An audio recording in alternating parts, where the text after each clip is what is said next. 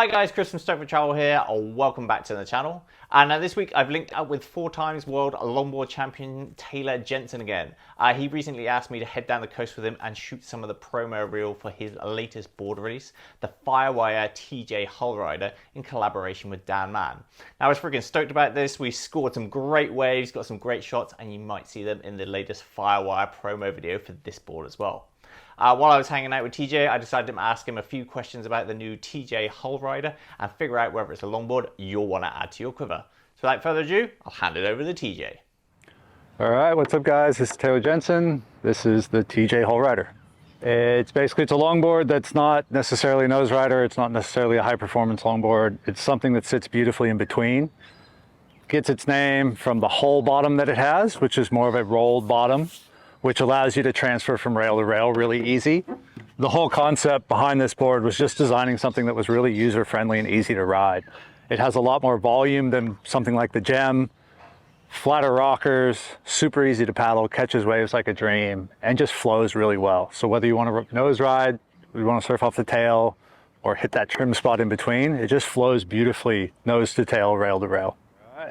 If you're a beginner surfer, you're really going to love how easy this thing catches waves. How stable it is with the wide point just slightly forward. It just gives you a ton of stability right underneath your chest when you're paddling. Also, as soon as you stand up and you stand mid-board, you just have a ton of stability in there. If you're an intermediate surfer, you're gonna love the versatility that it has. You can nose ride it, you can turn off the tail, you can trim, you can catch any wave that you want, and you can ride it from pretty much a little bit overhead to anything it can catch. If you're an expert surfer, you're just gonna love how much flow this thing has. Like it flies standing midboard in the trim. If you know how to use your speed with your footwork, you can catch a ton of speed through the midboard and on the nose. You step back on that tail and use that as your turning point. The thing just drives off rail through its turns really well. It's just super easy to ride. Like the transition from rail to rail is something that I've found is so much easier than most longboards, and it just makes it a ton of fun when you don't have to put a ton of effort into everything. All right, so fin configuration, we are running a 2+1, pretty standard longboard fin setup here. You'll notice I've got it set as a single fin at the moment. This is a 9/6, which I personally prefer as like a single fin. It feels more like an involvement longboard, so you're really using a ton of the board, and that single fin in the 9/6 length for me just is a nice fit. In the 9.0 version, I generally go 2+1, small side fins, 4-inch or under, and then sort of a 7 to an 8-inch center fin just to add some stability and a little bit of drive off your rail. It's got that hard edge back there too, which just allows you to push on and gain acceleration, create momentum. Totally. So basically, this board sits kind of right in the middle of performance and tradition. It's a board that sits really nicely alongside the Gem, which has been a pretty popular model. It's something that anybody can ride and can be ridden a bunch of different ways. So if you want to ride it like a more traditional longboard, but you surf beach breaks a lot and you need some edge and you need a little bit of a pulled in tail to hold in, this is a great fit for that. If you're a beginner, this has a great amount of volume for you paddle power wise. It's really easy to surf.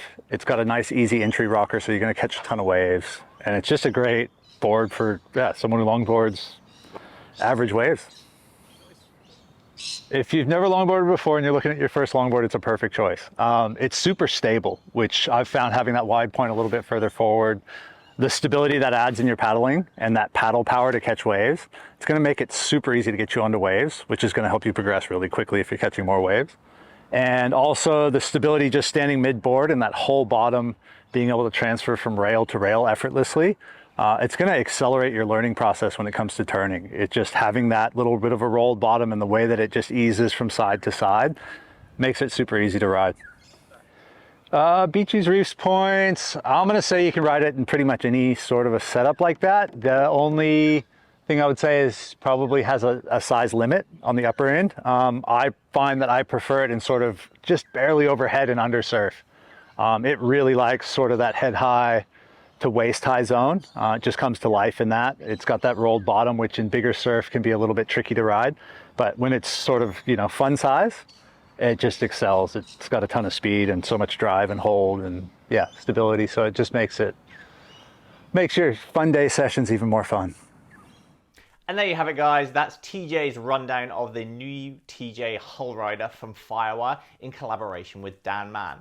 Now, I'm hoping to get my hands on this board pretty soon for a full review, but in the meantime, if you want to learn more about this board, check out the links in the description below and you can add one to your quiver. That's it for this week, guys. Make sure you like, comment, subscribe, and I'll see you next week. You.